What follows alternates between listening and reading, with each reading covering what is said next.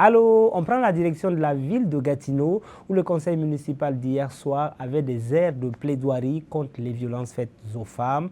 On se rappelle la semaine dernière de l'assassinat présumé d'une femme par son conjoint sur la rue Laurier. On se rappelle que ça avait ébranlé toute la communauté au point de faire réagir la première ministre du Québec. C'était d'ailleurs le 10e présumé féminicide à survenir dans la province depuis le début de l'année. Et hier soir, c'était au tour du président du conseil municipal de Gatineau de faire un cri de cœur. Ça arrive même au meilleur, même au plus fort, même au plus tough, d'avoir besoin d'aide. Fait que je vous invite, les gars, si vous avez besoin d'aide, allez la chercher. Si vous voyez d'autres gars autour de vous, à ne pas hésiter à leur en parler, puis à les inviter aussi à aller chercher de l'aide. Le gouvernement du Québec a d'ailleurs déposé aujourd'hui un projet de loi pour autoriser la divulgation des antécédents d'un conjoint. Et comme vous le savez, c'est présentement la fièvre des séries au hockey. Et Fatou, ce n'est pas seulement dans les arénas ou dans les bars que l'effervescence vit. Ouais.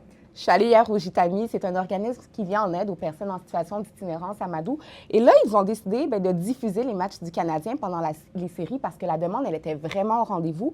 J'ai pu parler avec des usagers de ces services qui me disaient que ça leur rappelle des moments de leur enfance. D'autres aussi qui me disaient ça nous fait oublier les problèmes de la rue, en tout cas l'instant d'un match. Comme quoi, on comprend qu'Amadou est partisan, mais ça n'a pas vraiment de statut social parce qu'un but du Canadien, ça résonne finalement de la même façon pour tout le monde. Vraiment intéressant tout ça. Merci Fatou. Et si vous aimez les musées, Aïda a 3 propositions pour vous dans des genres différents. Et on commence par le Musée des Beaux-Arts du Canada à Ottawa où je me trouve. Si comme moi vous aimez l'impressionnisme, vous allez adorer découvrir l'étoile lumineuse de l'artiste peintre canadienne Helen McNichol.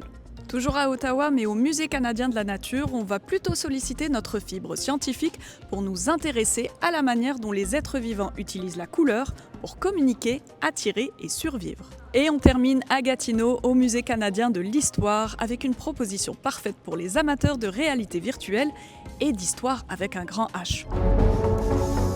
En 30 minutes, on revisite les moments marquants de Napoléon, de la bataille d'Austerlitz à ses derniers jours sur l'île de Sainte-Hélène.